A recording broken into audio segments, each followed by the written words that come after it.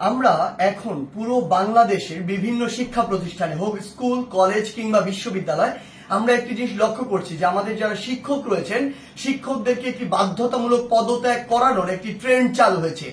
যে জায়গাটি নিয়ে আসলে অনেক কথা হচ্ছে এবং কথা হওয়া উচিত এবং এই জায়গাটিতে আসলে অনেক প্রশ্ন রয়েছে। প্রথম কথা হচ্ছে কোন একজন শিক্ষক যদি কোনো একটি রাজনৈতিক দলের হয় বা মতাদর্শকে বিশ্বাস করে এটার কারণেই আমি তাকে পদত্যাগে বাধ্য করতে পারি কিনা। আবার আরেকটি কথা এখানে রয়েছে, সেটি হচ্ছে এই পদত্যাগ করানোর যে অথরাইজেশন এটি আমার আছে কিনা বা আমি এমন অথরিটি কিনা আইনসঙ্গত ভাবে এটি আমি করতে পারি কিনা।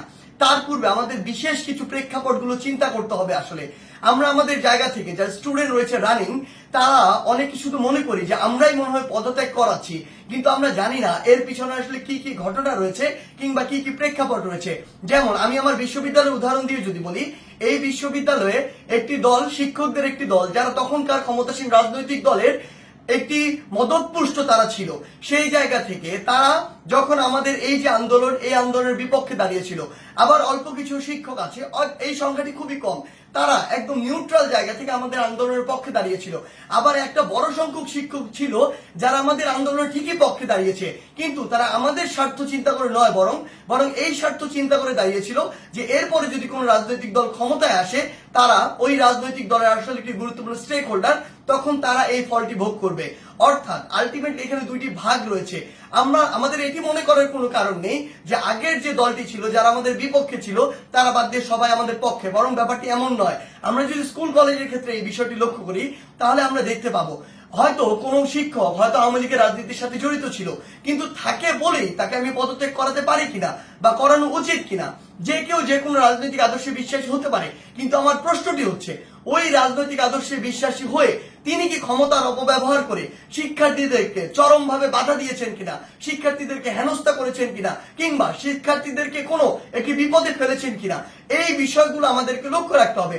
ইভেন ইফ যদি তিনি এই কাজগুলো করেও থাকেন তারপরও তার বিরুদ্ধে এরকম একটি প্রক্রিয়া পদত্যাগ করানোর জন্য যে বাধ্য করা এটি আমি করতে পারি কিনা, এই অথরিটি আমার আছে কিনা। আমরা আমাদের জায়গা থেকে মনে করি এটি একটি নিয়মতান্ত্রিক আইনসঙ্গত প্রক্রিয়ার দিকে যাওয়া উচিত এবং এটি তদন্ত সাপেক্ষ হওয়া উচিত। আমরা যদি পিছনের কিছু ঘটনা আসলে লক্ষ্য করি তাহলে কি বিষয়গুলো দেখব। আমরা দেখব প্রত্যেকটি স্কুলে আওয়ামী লীগ ফ্যাসিস্টের আমলে আসলে যে শিক্ষকরা আওয়ামী লীগের তোষামতি করে তেলবাজি করে ডমিনেট করেছে, আরেকটি শিক্ষক ছিল আরেকটি গোষ্ঠী যারা আসলে চুপ ছিল ওই পুরো সময়টুকুতে। এমনটি ভাবার কোনো কারণ নেই যে তারা নিউট্রাল ছিল, তারা তাদের জায়গা থেকে হয়তো এমন আরেকটি দলের ছিল যে দলটি তখন ক্ষমতায় ছিল না। এখন বর্তমান সময় এসে ওই শিক্ষকদের উদ্দেশ্য হচ্ছে উপরের জায়গাগুলোতে প্রিন্সিপাল হোক কিংবা হচ্ছে প্রফেসর হোক কিংবা ভিসি হোক বা এরকম যে কোনো হেডমাস্টার হোক, যেই পদগুলোতেই হোক না কেন ওই পদগুলোর ওই মানুষগুলোকে সরাতে হবে। যদি আমি সরাতে পারি তাহলে আমি এখন ওই পদটিতে গিয়ে বসতে পারবো। এটার কারণে তারা আসলে কি করছে, তারা তাদের ক্লোজ কিংবা কাছের কিছু স্টুডেন্ট কিংবা কিছু স্টুডেন্টকে বিভিন্নভাবে মোটিভেট করে কিংবা কিছু স্টুডেন্ট যারা অতি উৎসাহী বা যাদেরকে সহজে আসলে ইমোশনালি ড্রিভেন করা যায় ওই স্টুডেন্টদেরকে বিভিন্নভাবে প্রভাবিত করে তারা এরকম একটি মব তৈরির চেষ্টা করছে ওই টিচারদেরকে নামানোর জন্য।